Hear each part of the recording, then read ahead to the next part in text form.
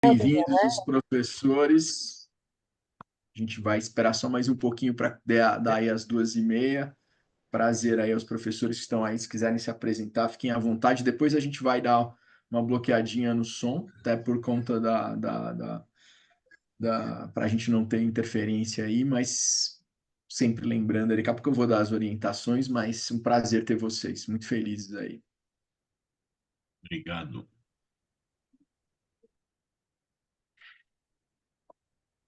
Eu vou, para cumprir o nosso horário, eu vou começar, e aí o pessoal deve começar a entrar, mas eu vou colocar, né, só para a gente estar todo na mesma página, sempre tem gente nova. Agradeço todo mundo que está aí com a gente. A Academia PP visa incentivar a troca de informações entre o mercado profissional e a academia. Esse é o 14º encontro. Por meio desses encontros, professores e coordenadores do curso de comunicação, instituições de ensino superior e profissionais do mercado publicitário, a gente gera um intercâmbio e atualização e mais conhecimento, né? A Academia PP é um projeto da PP Brasil que busca contribuir para o fortalecimento dos cursos de comunicação do país, né? A gente vem vindo uma mudança muito grande na profissão e acho que isso é importante. Essa é a 14ª edição, como eu falei, mas todas elas acontecem sempre às terças-feiras, uma vez por mês, de 2h30 às 3h30. Depois a gente vai falar do próximo, a gente não tem em julho, né? A gente segue mais ou menos o cronograma dos professores, vocês estão de folga, normalmente nessa época a gente não faz. E a gente disponibiliza a gravação, por isso que a gente fala no canal no YouTube. Aliás, eu alerto para isso, que a gente tem 13 edições lá com conteúdo muito legal que você pode puxar a qualquer momento, né? A Academia PP conta com um patrocínio da JCDecaux. A JCDecaux é líder mundial de out of home, é uma empresa de origem francesa que oferece soluções em publicidade e imobiliários urbanos que integram cidades, aeroportos, transportes e varejo. Ela está presente em mais de 3.500 cidades ao longo de 80 países. O impacto da empresa ultrapassa a marca de 850 milhões de pessoas todos os dias. No Brasil, há 25 anos, o JCDecaux se consolidou como líder do mercado de OH, com atuação em 8 estados, além do Distrito Federal e nas regiões sul, através do segmento de varejo, com foco na digitalização de ativos e na inteligência de dados. A companhia valida seu caráter de tech company ao desenvolver projetos em OH cada vez mais assertivos e mensuráveis. A gente agradece muito o apoio da JCDecaux, fundamental para esse projeto. Pessoal, é importante lembrar que a Academia PP não é uma palestra, mas um bate-papo para troca de informações sobre o tema. A ideia é a gente criar relação mesmo com profissionais de relevância, como é o caso da Estela, que está aqui com a gente. Portanto, usem o chat, né? Ou, se preferirem, nos momentos que a gente tiver, levantem a mão, a gente vai acionando, né? Agora eu aproveito para apresentar um professor que está aqui sempre presente, até por isso que ele foi escolhido em parte, porque acho que talvez ele tenha assistido todos os Academia PP, muito mais inclusive que eu. Fernando Dinelli, que será o moderador desse evento, ele é publicitário, estrategista de marketing, especialista em planejamento e negócios digitais e mobile, mestre em comunicação e professor na FAP e na Universidade de São Paulo, e é um vendedor de ideias. Boa tarde, Fernando, te deixo à vontade aí para apresentar a Estela e começar esse papo. Muito feliz para mim, não tem como não falar, eu fui professor da Estela, então é uma honra, né, quando a gente revê isso e retorna, a gente vai imaginar que isso acontece e está acontecendo, é muito gostoso. Bom, pessoal, bom colegas, boa tarde, é um prazer estar aqui. Obrigado, Regi, obrigado, APP, pelo convite, para ajudar a mediar aqui. Para mim é uma grande honra poder fazer essa introdução para a Estela, afinal de contas eu também atuo no mercado como head de estratégia, e quase fui professor da Estela, a gente estava conversando aqui antes de começar, o Regi foi professor dela, eu também sou fapiano, então a gente sempre fica com muito orgulho quando a gente vê, né, as pratas da casa brilhando aí no mercado. A Estela, para quem não sabe, é formada em comunicação social pela FAP, ela é pós-graduada em semiótica psicanalítica na PUC de São Paulo, tem aí seus 19 anos de mercado, tem passagens por grandes agências e clientes, né? 9 desses anos foram na JWT, onde ela transitou por mídia.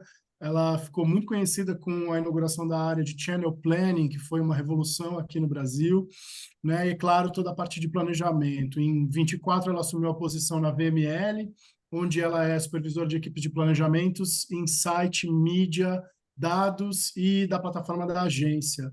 Para quem não conhece a Estela, ela é uma figura conhecida e notória do mercado, né? Ela foi indicada ao Prêmio Caboré na categoria de estratégia por 2 vezes e foi vencedora em 2022.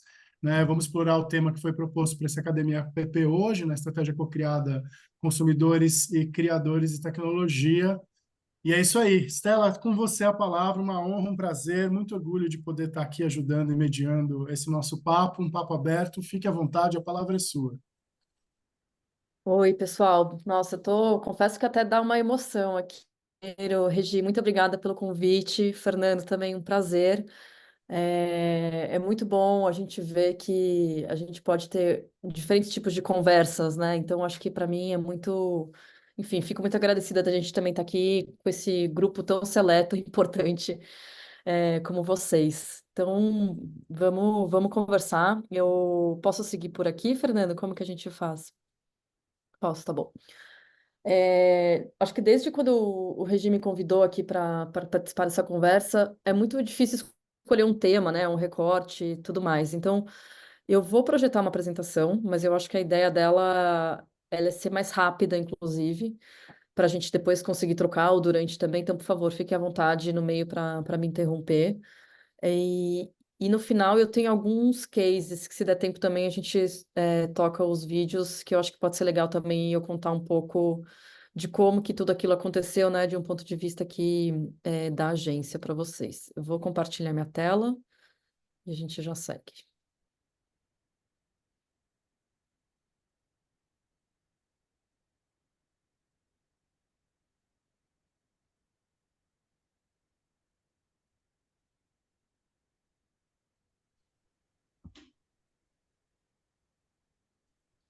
Então, depois ele tinha pedido para eu sair da reunião e abrir só um minuto. Acho que agora vai.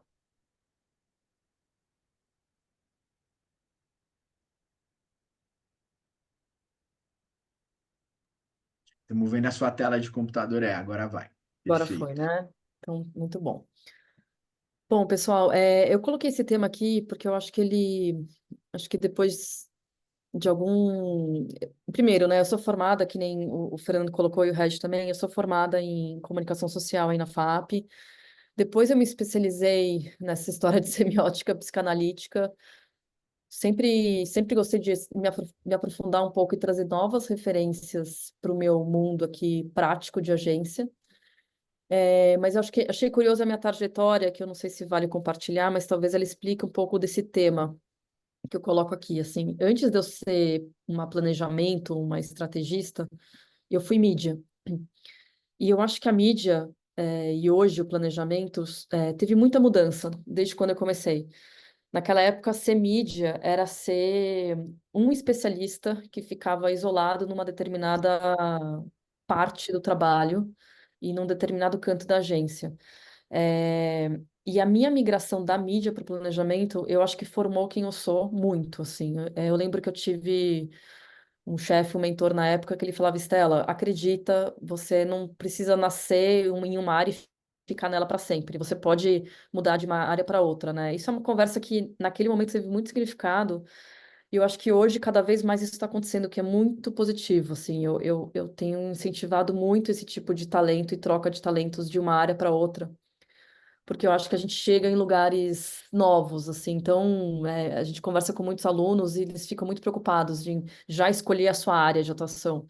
E eu acho que cada vez mais a gente está num espaço e numa maturidade de mercado também, que tá tudo bem você começar numa área e depois você migrar para outra. Então eu acho que eu comecei fazendo isso, só que eu comecei fazendo isso num momento em que o planejamento ele era também muito fechado. Então, para mim, eu passei por grandes desafios no começo da carreira, onde eu vinha da mídia, né? E eu não sabia ali naquele momento todas as técnicas, habilidades e tudo mais. E eu acho que eu fui criando o meu jeito de ser dentro do que eu tinha ali na circunstância da agência. E uma coisa que eu carreguei desde o começo até hoje, que é por onde eu vou passar com vocês, que é sobre essa cocriação. Para mim, a estratégia, ela não pode ser algo isolado.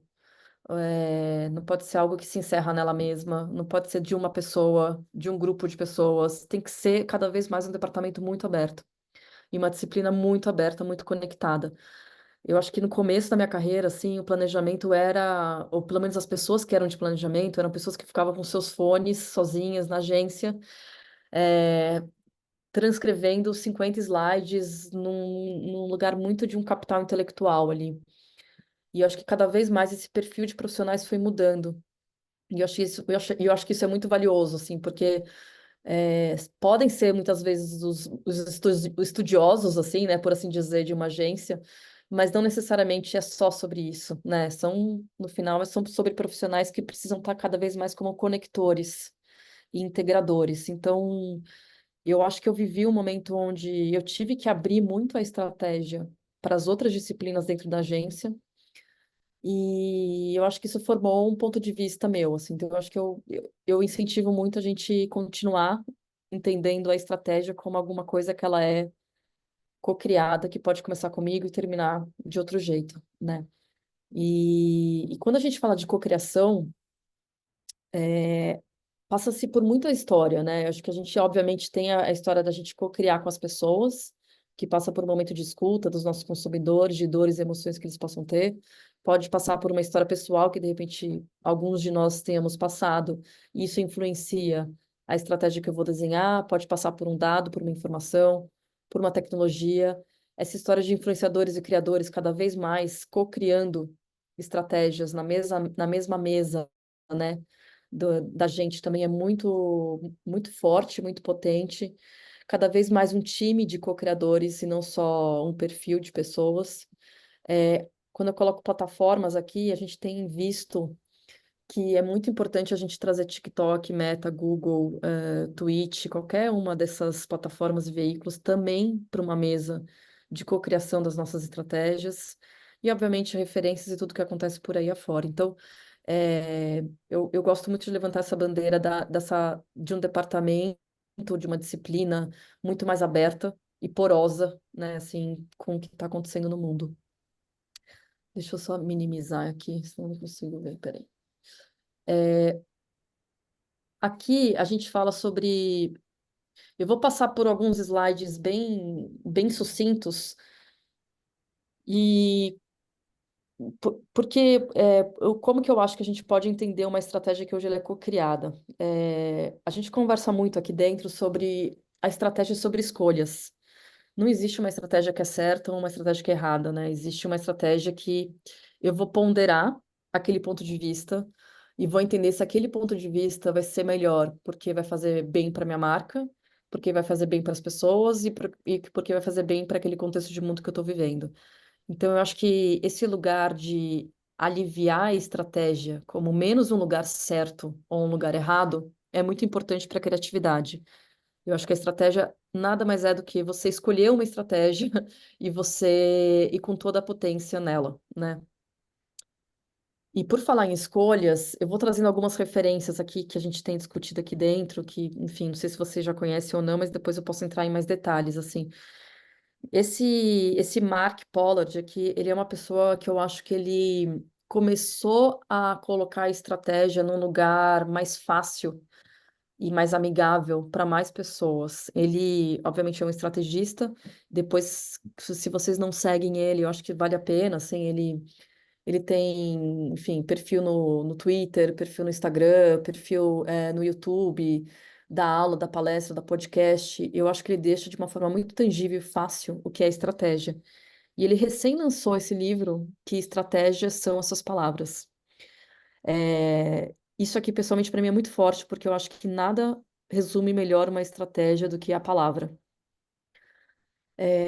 A gente fala muito sobre a importância de toda e qualquer palavra que a gente coloca num slide, numa estratégia.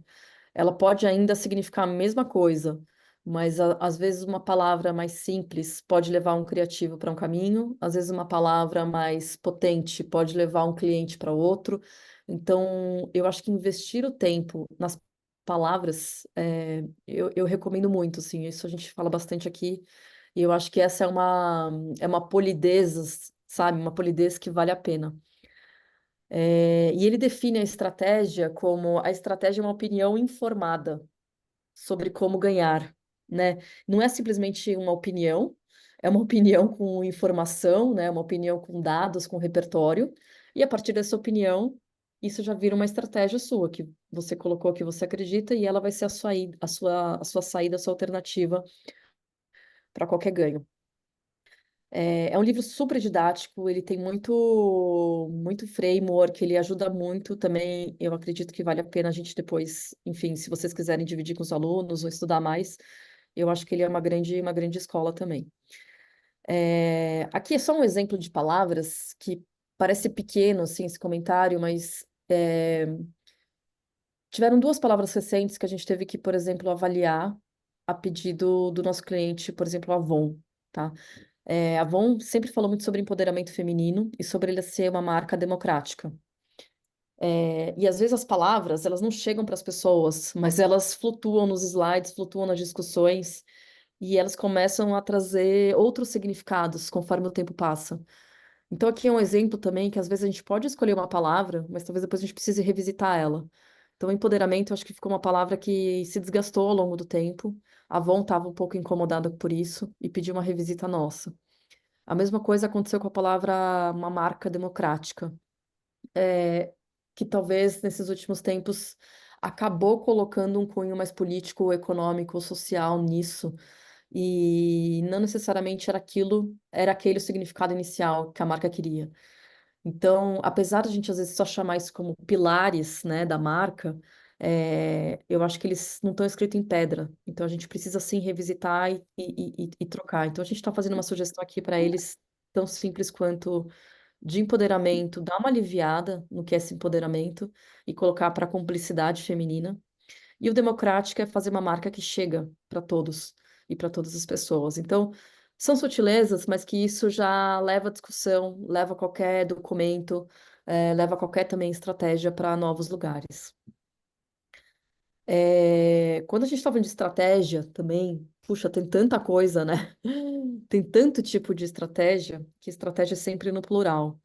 Aqui, o próprio Mark Pollard, aqui ele fala, né, que existem estratégias de propaganda, estratégia de marca, estratégia de comunicação e quase que um planejamento aqui de projetos, por assim dizer. E às vezes, em discussões que a gente passa com clientes aqui, a gente também precisa conseguir eleger qual que é o pedido dele. Às vezes ele pode estar querendo uma etapa da estratégia, que, por exemplo, é o que está ilustrado aqui no canto direito, né? Então, a campanha tem diversos estágios, do briefing, do problema, do insight, do briefing criativo, da ideia, das tarefas de comunicação, da tática, da implementação e da medição.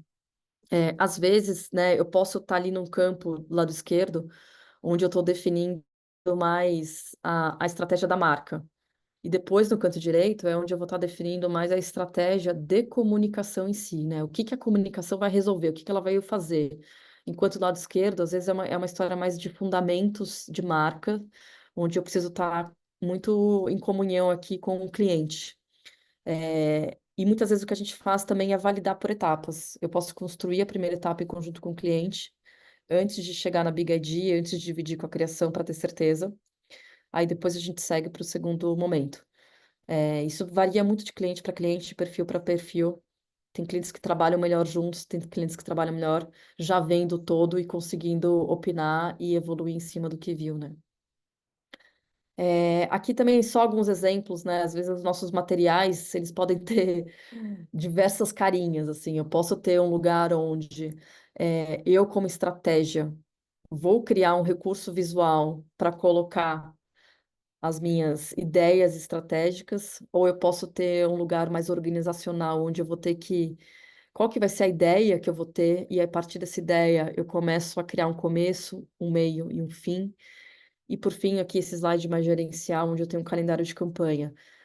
Tudo isso para dizer que às vezes também a formatação da nossa estratégia também é uma estratégia, né? Eu acho que a gente pode e deve cada vez mais se apoiar nesses recursos de organização que ajudam a gente a visualizar o que que é a estratégia em si. É, Esse mantra eu gosto muito, que é o simplificar, simplificar e simplificar. Acho que a estratégia, ela nasce de um lugar que parece ser complexo, mas a gente, como estrategista, precisa simplificar o último. E o simplificar não significa deixar de ser sofisticado, deixar de ser potente, deixar de ser resolutivo, né? Muito pelo contrário, eu acho que quando a gente passa ali pela aquela história de pentear as palavras, de ver qual vai ser o melhor formato, eu também estou tentando simplificar e tirar as distrações, porque senão a gente pode cair no risco de ficar um estrategista que fica muito conceitual, ou que fica muito no pensamento, e eu acho que isso cada vez mais tem menos espaço nas conversas com os clientes. Os clientes às vezes não têm mais, né? Enfim, já conseguem. Ah, me resume a estratégia num slide e já vai para a criação. Então, eu acho que cada vez mais esse aqui é um ativo que a gente tem que investir como profissional. E para simplificar, a gente tem métodos para isso, né? Cada hora vai surgir um novo.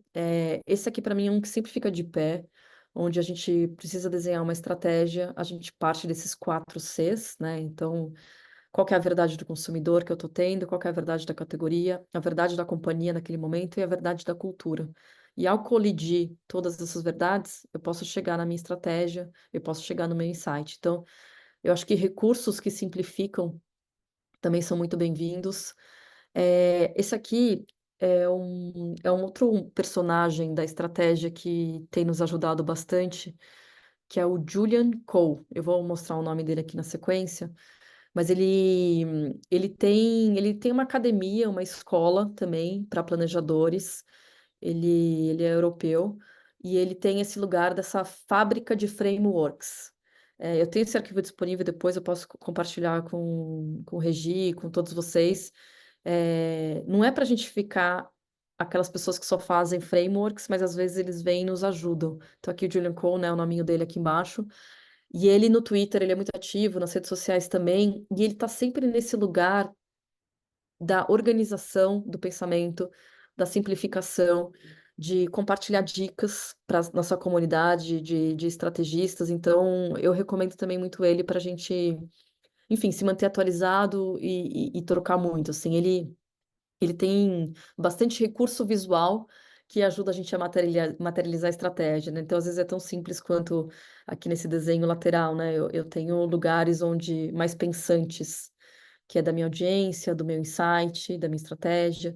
Depois eu tenho aquele lugar que vai tocar a emoção, que é do conceito, que é do meio e da minha mensagem. E depois essa coisa mais física, que é onde de fato eu vou encostar e vou me relacionar com aquela campanha, com aquela marca, que obviamente aqui já é quando a gente está tangibilizando tudo isso. Então, são recursos que a gente usa bastante aqui. Aqui também é só um exemplo de quando o cliente fala assim, puxa, me dá em um slide o que que eu tenho que fazer. E aqui a gente tem um mapa de mensagem de Tilenol, né, onde a gente tem visto bastante cliente aplicando um conceito que é como que as marcas crescem, do Byron Sharp. Ele é um livro, né, a lá como Kotler, onde muitos marqueteiros estão usando ele e implementando e instrumentalizando todo o seu time de marketing. E eles têm um lugar de fala, que é esse do canto esquerdo, que essa é a minha primeira coluna, que é como que eu faço a minha marca ter uma disponibilidade física e uma disponibilidade mental. O disponibilidade física é eu, de fato, ali estar disponível para que as pessoas, né, me comprem, né? E o mental é como que eu faço que as pessoas me considerem e lembrem de mim. Então, cada vez mais a gente está vendo clientes criando suas estratégias de comunicação, de meios e também de investimentos a partir desses dois pilares de disponibilidade física e disponibilidade mental de uma marca. E o legal de ver aqui num slide só é que como isso começa e vai até o final, né? E eu crio, de repente, mensagens desde um comprar agora, que está, obviamente, ativando a disponibilidade física, até um tão simples quanto um saiba mais, que é do mental. Então, às vezes, a gente tem cada vez mais tendo que condensar o nosso pensamento num único lugar. Tem um outro campo que a gente também não deixa de criar de um lado mais científico, assim, né? Quando a gente está falando de estratégia também. É, a gente tem visto muita discussão, né? Acho que vocês, obviamente, passam por isso daí também de outro lado, que é a criatividade está sendo metrificada cada vez mais, então a gente precisa de criatividade que sejam eficientes, eficazes. Esse aqui é uma escada que mede a qualidade criativa. E cada vez mais a gente está classificando a criatividade, como também classificando, vai por assim dizer, as nossas estratégias. Isso aqui é um exemplo de uma parceria que Cannes fez com o Orc, onde eles têm essa escada aqui, né, de efetividade. Isso aqui é só um exemplo, assim, né? Aí depois cada cliente foi também co-criando a sua escada criativa e cada vez mais a gente também, como agência, é cobrado por entregar uma criatividade que não só construa a marca, mas que também seja icônica, que é o amarelo, que é o último, né? E às vezes é difícil você criar uma campanha que é icônica, né? A gente às vezes vai saber falar de algumas icônicas aqui, mas não de muitas.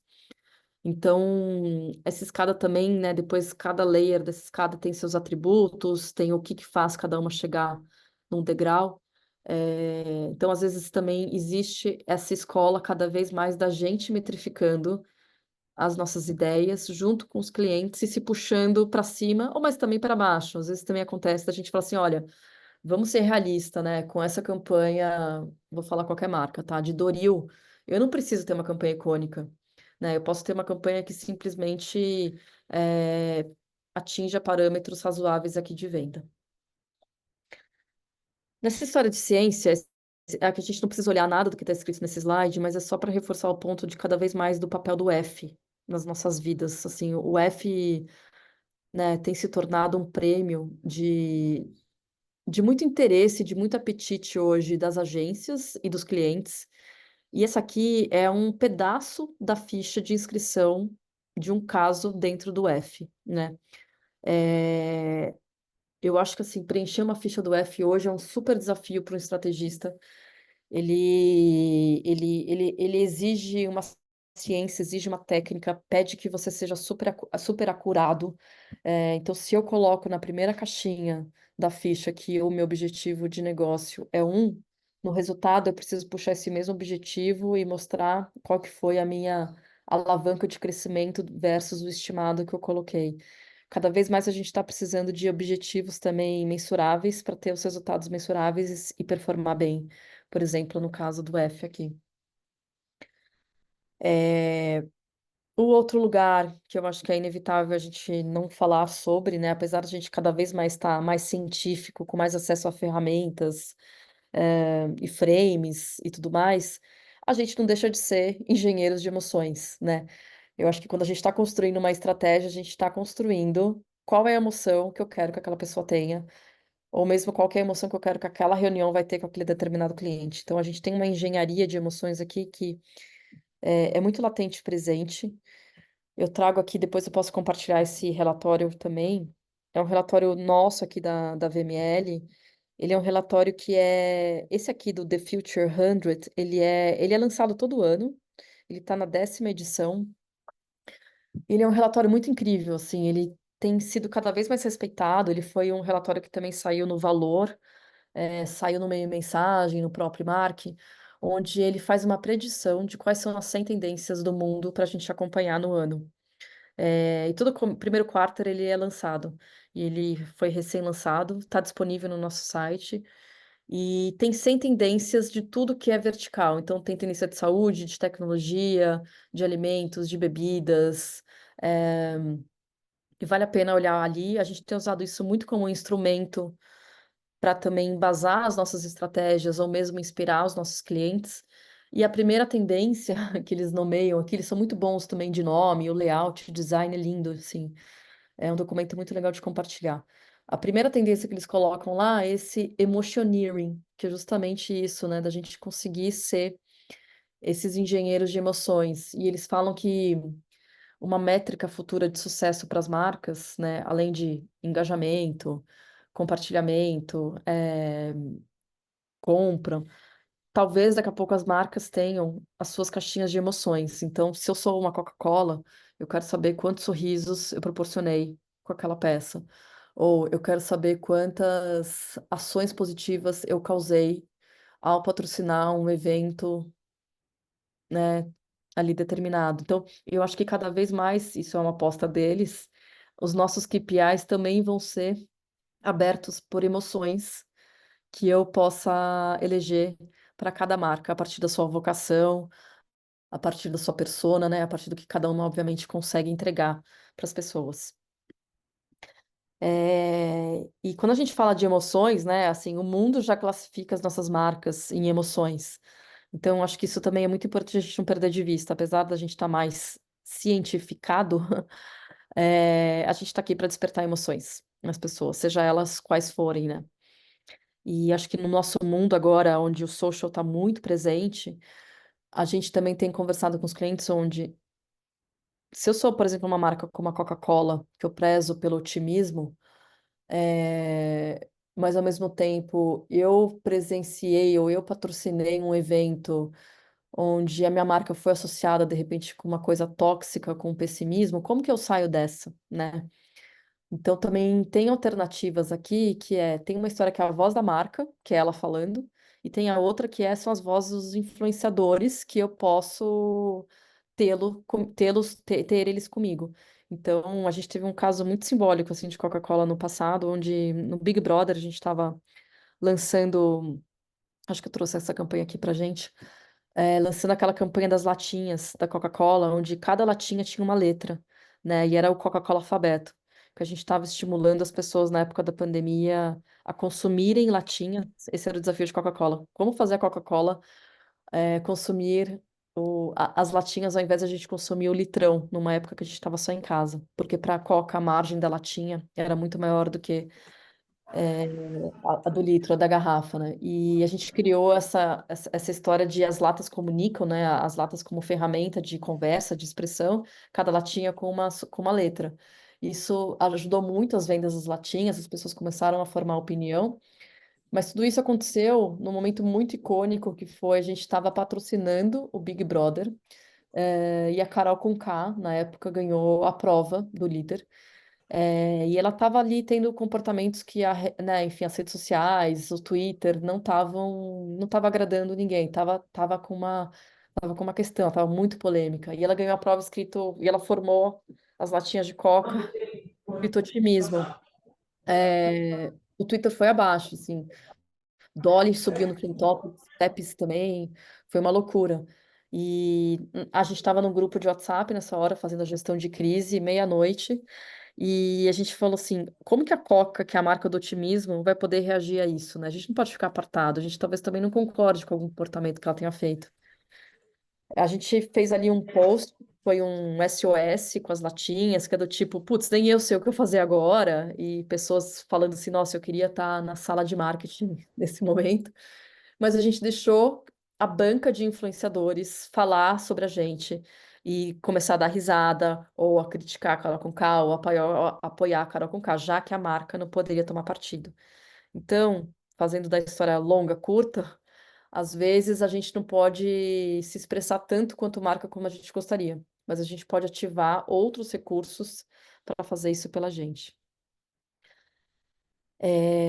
Passando um pouquinho sobre essa diversidade de perfis, assim, né? Eu comentei no começo, assim, eu acho que além do nosso quadro cada vez mais de funcionários precisar ter o recorte representativo do Brasil em raça, em etnia, em gênero e idade, eu acho que o perfil e esse coletivo da comunidade de estratégia, ele tem se ampliado muito, né? Então, antes eram só aqueles planejadores raiz, por assim dizer, aquelas pessoas que nasceram desse mundo, ficaram ali, mas cada vez mais a gente se abriu para isso. Então, hoje no meu time aqui, eu tenho pessoas de conteúdo, tenho pessoas de influência, tenho pessoas de insight, já tive pessoas de mídia, tenho pessoas de customer experience que cuidam muito da jornada do consumidor, de um atrito que eu possa ter ali específico na hora que eu vou colocar um produto no meu carrinho. Só que essa não é uma história só sobre mim, né? É sobre o nosso mundo agora. Eu acho que cada vez mais a gente vai ser essa disciplina que precisa ser permissiva para novos perfis, para novas especialidades, porque a estratégia vai precisar de todas elas. E eu acho que tem um papel que a gente nunca vai perder, que é a estratégia vai ser sempre a integração. Eu acho que tem um perfil que é talvez pessoas integradoras, assim. Eu acho que quando você é uma pessoa integradora, você tem uma facilidade na estratégia, porque você vai falar com as pessoas de negócio, de uma agência, você vai conseguir conectar o ponto do cliente, você vai trazer para a criação, você vai tangibilizar aquela ideia numa conversa melhor com a mídia, vai fazer um dash que vai melhorar o resultado daquilo. Então, eu acho que essa história de um ser integrador ajuda muito na estratégia, principalmente no mundo como a gente está agora, onde está fragmentando-se muito as especialidades, o que é muito legal. Mas a gente não pode perder, né, a história completa, assim, a figura do todo. E falando um pouquinho de cocriação, em si, de fato, como ela é, assim, vou trazer aqui para vocês algumas conversas recentes que a gente teve com a Avon também. A Avon, a gente tem tornado ela sempre foi uma marca muito aberta, assim, né? Ela é a marca mais disruptiva dentro do grupo Natura Co. E eu acho que a gente fez um primeiro trabalho com eles.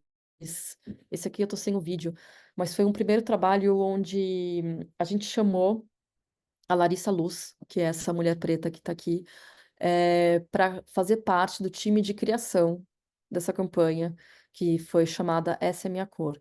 Nesse momento, a gente não tinha maquiagens para mulheres pretas ou pessoas pretas. E a gente, junto com a Avon, entendeu a importância disso, desse chamado. A gente chamou, né, obviamente, quem poderia nos ajudar nessa cocriação, desde o produto até o roteiro do filme, eh, que foi muito emocionante, foi muito lindo. E depois disso, obviamente, muitas marcas também aderiram a esse movimento. Então, por isso que eu acho que a cocriação, para mim, ela tem um valor imenso, assim, porque às vezes a gente não vai conseguir resolver o problema sozinho, e tá tudo bem. Então, a gente precisa saber quem vai nos ajudar com isso, né? Aqui é um exemplo mais específico, onde a gente conseguiu, de fato, mudar a embalagem, mudar as cores, mudar a fábrica, mudar os produtos, até uma campanha, mas às vezes eu preciso também chamar, por exemplo, Porta dos Fundos, aqui para cocriar junto com a gente um sketch que vai me ajudar a contar uma história de marca que às vezes num filme de 30 segundos não vai fazer sentido. Então, por isso essa cocriação eu reforço muita importância dela. E nesse mundo de cocriação, esse aqui é só um slide que eu recortei de uma apresentação também que a gente teve. Existem vários tipos de cocriação, né? Então, a gente vê muita história de, por exemplo, aqui a Manu Gavassi foi chamada como essa líder criativa de moda do Mercado Livre. A gente vê muito esse lugar de os criadores entrando nas marcas, fazendo parte de projetos ou mesmo da estrutura, deles também. Eh, a gente tem, por exemplo, um exemplo que esse está em roxo abaixo, nem dá para ver direito, mas é da marca L'Occitane. Eles, enfim, criaram um perfume que remete a um abraço. E eles embalaram numa embalagem aqui, obviamente, nesse produto, encapsularam o abraço. Porque naquele momento, nas redes sociais, estava todo mundo pedindo um abraço, eles foram lá e reagiram, né, e cocriaram quase com as pessoas que estavam querendo aquilo. Tem um comando agora, por exemplo, no Rappi, que é esse pedido da galera, que também é uma forma de colaboração, né, de conexão cada vez mais, onde a gente vai fazer uma viagem, por exemplo, e eu posso comprar um pedido, e esse pedido já ser, quer dizer, eu compro uma parte das compras, a minha amiga compra outra, meu amigo compra outra, e tudo isso vira o meu único pedido daquela viagem específica. Isso aqui é um sintoma de cada vez mais a gente estar precisando estar mais conectado, compartilhando e vivendo mais dessa forma coletiva e livre, né? Eu acho que isso aqui é um outro lugar também que se manifesta nessa direção da cocriação também. Aqui agora eu vou ter, eu acho que se não me engano, são 4 cases que eu vou dar um play, se vocês aceitarem. Aí depois a gente abre para troca, ou vocês já querem conversar um pouquinho agora? Então, lá, só ia dar uma dica aqui. Acho que vale mostrar um case, mas por uma questão de ordem do tempo, são 3:08, a gente tem mais aí 20 minutinhos para o nosso encerramento. Se você quiser clipar um, mostrar para Tá a gente bom. bate-papo, pode ser um bom caminho. Então tá bom. Então eu vou escolher o da Wandinha de Netflix aqui. Só vou clicar em um. Copa do Mundo 2022. No país do futebol, era uma animação só. E no meio de tanto verde e amarelo, surge ela. Ela é alérgica a cores. Vandinha. O novo título da Netflix chegou com um enorme desafio. Se destacar no meio de uma Copa do Mundo no Brasil e com todos os espaços já ocupados por patrocinadores. As marcas olhavam para esse momento como sua grande oportunidade, com campanhas complexas, contrato com celebridades e, claro, budgets milionários. Netflix se sentiu de lado nessa disputa por espaço, com tanto investimento de outras marcas que, inclusive, já operavam em um território que ela não conseguia dominar: o futebol. Para causar impacto e gerar conversa, precisávamos jogar um jogo diferente. Então, assim como a Vandinha, resolvemos fazer as coisas do nosso jeito. Ganha quem derramar sangue. Para promover a série, a gente selecionou, digamos, uma pequena parte do casting. Netflix apresenta O Passageiro Inesperado. Deixamos de lado todas aquelas grandes estratégias e simplesmente penduramos uma mão no metrô. Às vezes, menos é mais. Fizemos uma réplica exata do icônico personagem Mãozinha, cicatriz por cicatriz, aprovada pelo próprio Tim Burton. Assustador? Nem tanto. Mãozinha deu um rolê pelo metrô de São Paulo e dividiu as alças com todos os tipos de passageiros. Claro que a nossa estratégia foi sórdida e mapeou o momento perfeito para essa viagem. A semana do maior evento de cultura pop do mundo, a Comic Con em São Paulo. Não só desbloqueamos um novo formato de mídia, como também tomamos conta do caminho das pessoas para chegar lá, com um vagão inteiro personalizado, incluindo outra ativação inédita no metrô do Brasil, a voz da própria Vandinha, que se juntou aos avisos do vagão para dar uma mensagem exclusiva promovendo a série e O Passageiro Inesperado. Aqui é a Vandinha Adams falando. Essa é a única vez que eu vou te dar uma mãozinha. Com toda essa peculiaridade, obviamente, Mãozinha virou uma celebridade, que conquistou um grande número de visualizações orgânicas online, já que todo mundo queria aparecer com ele. Em um evento surpreendente pela primeira vez, as pessoas preferiam esperar numa fila para andar no vagão da Vandinha, em vez de pegar o próximo trem. E como a vida imita a arte, nossa Mãozinha também foi sequestrada 55 vezes. Foi assim que Vandinha, mesmo no meio de uma Copa do Mundo, se tornou uma das séries mais comentadas da Netflix. E com uma mãozinha, a marca alcançou o maior número de visitantes na plataforma dos últimos tempos no Brasil. Simples, como um estalar de dedos.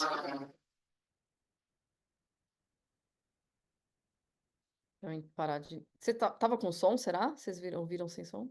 Tava sim, passou com som. Ah, então tá bom. É isso, pessoal. Acho que agora a gente pode trocar aqui, ouvir vocês. Não sei se eu consegui acompanhar. Eu não consegui acompanhar o chat aqui, mas. Não, a gente está acompanhando aqui, Estela. Primeiramente, muito obrigado demais. Uma aula de estratégia, dá para ficar mais horas aqui com você. Vamos abrir para perguntas.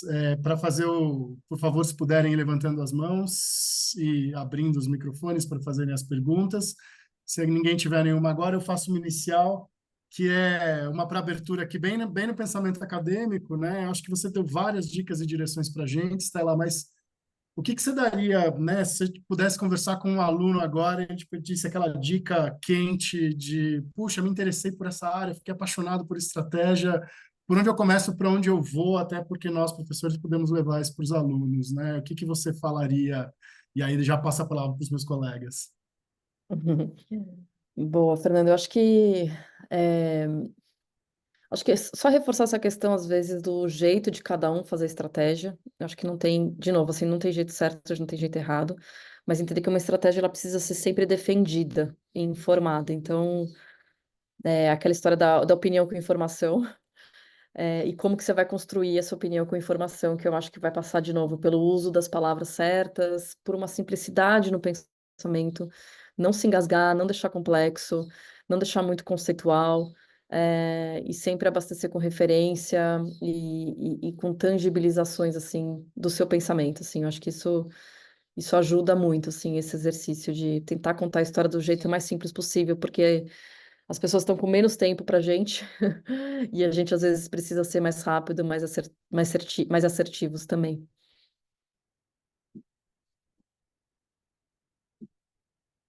Mas, Estela, eu não sei se o Regi está aqui com o chat ou se Tô, ele mas não temos quer perguntas. fazer Se o uma pessoal quiser pergunta. levantar a mão, Fê, Anny, acho que é melhor. vamos lá. Anny, eu vi que abriu o microfone.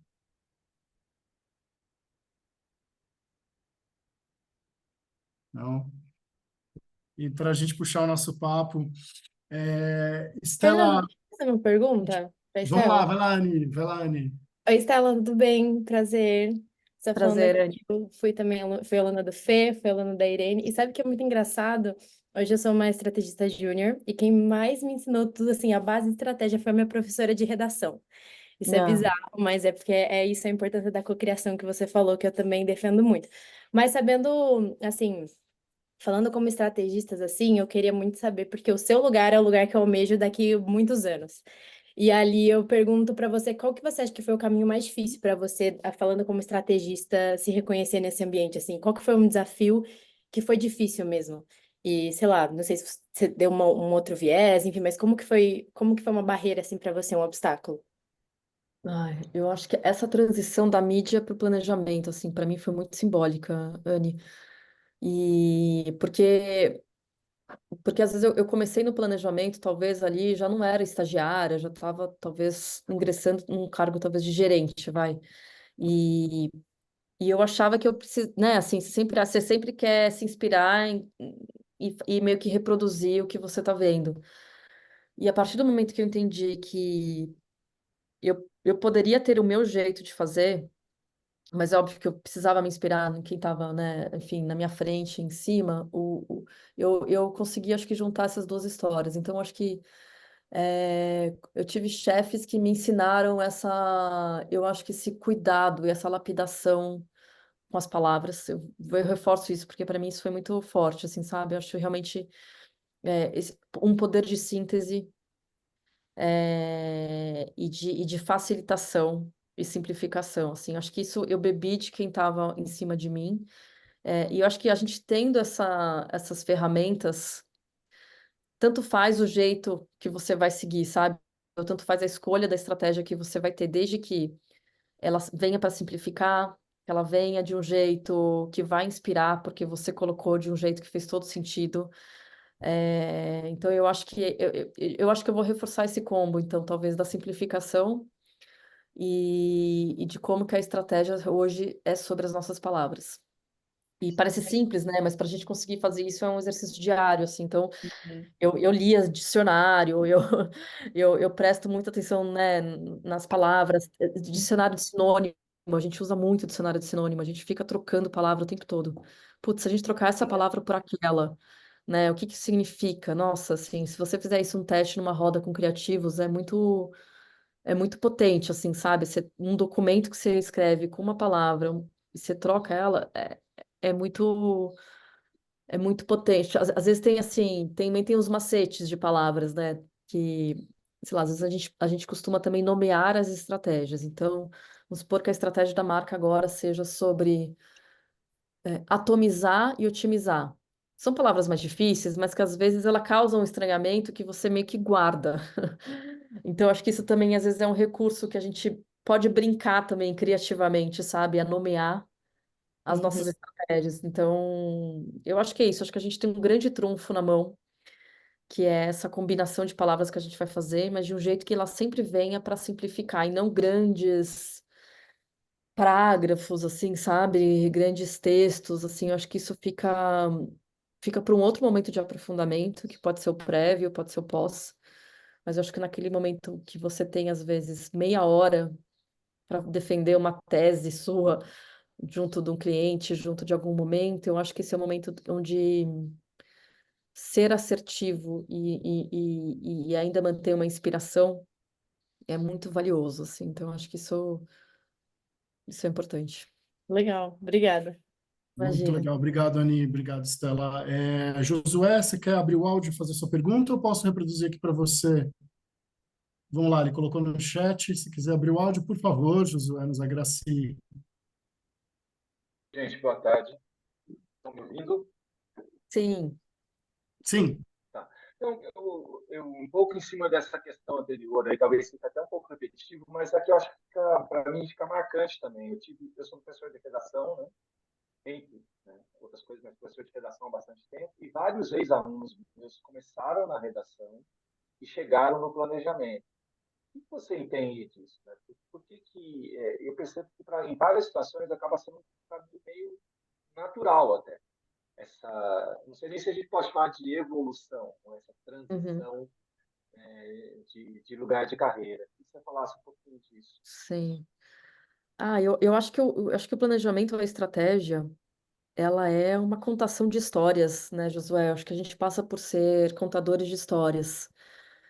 Porque né, a partir do momento que eu tenho uma estratégia, que eu escolhi ela, que eu vou defender ela, para eu fazer isso, para eu convencer um criativo, para eu convencer um cliente, passa, eu acho que por recursos de contar a história, de ter um começo, um meio, um fim, passa por eu gostar realmente de palavras e conseguir usá-las, né, de uma forma que eu toque, que eu cause uma emoção. Então, eu acho que tem muita semelhança, assim. Eu acho e eu concordo contigo, assim. Eu vejo bastante redator também que flerta muito com planejamento, com estratégia e vice-versa, assim, porque eu acho que tem uma aptidão compartilhada, sabe? De, de contar histórias. Então, eu acho que isso, né? Acho que cada um no seu lugar, assim. Mas eu acho que com certeza isso é um lugar compartilhado, assim, de encontro das duas histórias. Maravilhoso, obrigado, Josué, obrigado, Stella, mais uma vez. Os Redaplanners estão por aí, são vários, né? A gente já não sabe É, mais o primeiro, né? Se foi a redação ou se é, foi a estratégia, né? Mas que elas se confundem, né? E a mesma é. coisa para os planners também, porque as duas áreas também têm uma intersecção muito forte, né? E aí os criativos e assim vai. Achei seu exemplo muito feliz quando você mostrou a cocriação de todas as áreas e o quanto o planejamento tem, né, é, feito uso ali de várias disciplinas e áreas de conhecimento, mas eu amei que você trouxe uma definição, né? Não, às vezes me incomoda muito, queria destacar isso para todos os professores, que quando a gente começa a abrir demais também a gente se perde. Na hora que você traz o planejador como um grande integrador, isso é muito poderoso, né? Vou citar isso no LinkedIn muito em breve, em alguns minutos, pós o nosso término aqui, sua frase que foi maravilhosa. Tem mais alguém fazendo uma pergunta aqui, pessoal? A gente já está nos 3:20, nos nossos últimos 10 minutos. Vou pegar essa última pergunta aqui do Wagner, que não consegue levar por áudio, mas ele está trazendo um questionamento do momento super quente, que é como os profissionais de estratégia estão utilizando a inteligência artificial. Se você pode versar um pouquinho sobre isso e contar um pouquinho do que está acontecendo lá na VML sobre o uso da inteligência artificial dentro do recorte do pessoal de estratégia. E aí a gente encerra com essa. Tá ótimo. Boa, Wagner. Eu acho que é uma coisa que está em movimento ainda, né? Então, qualquer resposta minha aqui ela não vai ser finalizada, mas ela, né, nem concluída. Acho que a gente está nesse teste mesmo. Tem um lugar muito importante que eu acho que é para estratégia e para inteligência artificial, que é a gente está reforçando talvez uma das coisas mais importantes para a gente, que é o fazer perguntas com a inteligência artificial. Então a gente está tendo que, nessa brincadeira das palavras, né? Acho que aqui também volta a história, né? Como eu pergunto vai influenciar muito a minha resposta. Então acho que esse é um teste muito legal, às vezes, também de fazer com alunos ou com a gente mesmo, assim, né? Fazer a mesma pergunta usando diferentes palavras, porque é isso que a gente faz, né? Quando a gente quer melhorar a resposta da inteligência artificial, de um chat GPT também. Então, acho que essa é a minha primeira parte da resposta. E a segunda tem acelerado algumas histórias. Então, eu testei recente para Insight. Confesso que eu ainda não encontrei o melhor lugar para isso, mas eu acho que lugares mais operacionais da estratégia já estão mais lisos e estão funcionando melhores. Então, daí é mais na ferramenta paga, né? Enfim, de você ter uma redação e pedir para colocar em slides, de você traduzir, ou de você pedir marcas que também trabalham aquele determinado território. Então, sobre referências, tem ajudado bastante. Então, vamos supor, território de esporte. Puxa, que marca que hoje tá atuando, eu acho que para esse lugar, sabe, de pesquisa, o que a gente chamava antes de um desk research, assim, que é, né, você ali no Google, nas plataformas, buscando referências, isso aqui com certeza já tem ganhado um tempo absurdo nosso, onde, assim, me falem as 10 principais marcas que falam hoje sobre beleza, como, vou usar a palavra que eu falei que não é para a gente usar, por exemplo, empoderamento feminino, mas ali ela já vai te dar, ou me traga uma referência da Europa, dos Estados Unidos, da América Latina também. Então, eu acho que no mundo de referência e de inspiração tem sido muito potente. Isso com certeza já tem acelerado bastante, acho que os nossos caminhos. Maravilhoso, obrigado, Estela. E obrigado também, né, pela pergunta, Wagner. Muito bacana, acho que esse é um tema preemente. Todos nós, em semanas de provas ou encerramento de provas, sempre nos perguntando, né, É, como se usou da maneira devida, se usou da maneira indevida. E é, aposto que os clientes no lado deles também estão é, perguntando se a gente usou, se a agência usou, se usou da melhor forma, se usou da maneira devida ou indevida. Eu acho que os questionamentos, a academia no final é sempre um microcosmos do mercado, um grande lab, né? E aí, seu ponto de vista é maravilhoso, acho que acrescenta muito. Pessoal, são 3h25. Como eu também fui aluno do Regi e aprendi muito com ele, inclusive a respeitar o tempo de todo mundo, vou passar as palavras finais aqui, né? Primeiro, vou fazer o meu agradecimento direto para a Estela para encurtar. Estela, muito obrigado, uma honra, um prazer. É maravilhoso ouvir egressos, né, da mesma escola que a sua, né, e onde você leciona hoje falando e tão bem pontuados no mercado. Acho que foi maravilhoso para todo mundo. Vou voltar, não amanhã, mas no semestre que vem com os alunos, né, que já passamos o período de provas, cheio de ideias e falas, mas no LinkedIn vai ferver. Passando a palavra aqui de obrigada, volta para Fernando. o Regi, imagina. Vai lá, Obrigado, Regi. Fer. Obrigado, Estela. Uma honra. O tempo passa muito rápido. Eu fico com dó aqui. Daria para ficar falando muito mais, né? A gente nem sente. Muito gostoso. Queria fazer um convite. Nossa próxima edição do Academia PP ocorrerá no dia 6 de agosto. A gente faz um break agora em julho, porque, né, os professores precisam de suas devidas férias. E nossa convidada confirmada é uma pessoa frequente aqui, inclusive ela está aqui hoje, que me honra muito, né? A Irene Knott vai, founder da IKEA Creative Branding, vai fazer um balanço sobre Cannes 2024, então eu acho que é imperdível. Então, se vocês puderem se preparar, vai ser em agosto exatamente para que ela possa ver toda a repercussão. Lembrando que isso aqui, essa entrevista da Estela vai estar disponível no canal no YouTube, então se tiver colegas aí, puder compartilhar, a gente te agradece muito. E aproveito para agradecer a Estela, especial te rever, e o Fernando Dinelli, querido colega e amigo, que está aqui com a gente fazendo essa mediação. Também agradeço todos os participantes da PP que estão aqui com a gente, Zé Maurício, todo o nosso time de realização, e claro, fecho agradecendo a JCDecor e finalizando mais essa edição do Academia PP. Obrigado pelo tempo de vocês, obrigado muito pelo carinho. Estela, uma honra demais para mim rever você, né? É tão gostoso ver essa sequência, né? E principalmente não independente disso da carreira que você construiu, mas de ver você atuando no mercado de forma tão esplêndida, é uma honra para mim poder estar assistindo isso, tá bom? Obrigado Obrigada, a Regi. todos, Obrigada, uma pessoal. boa tarde.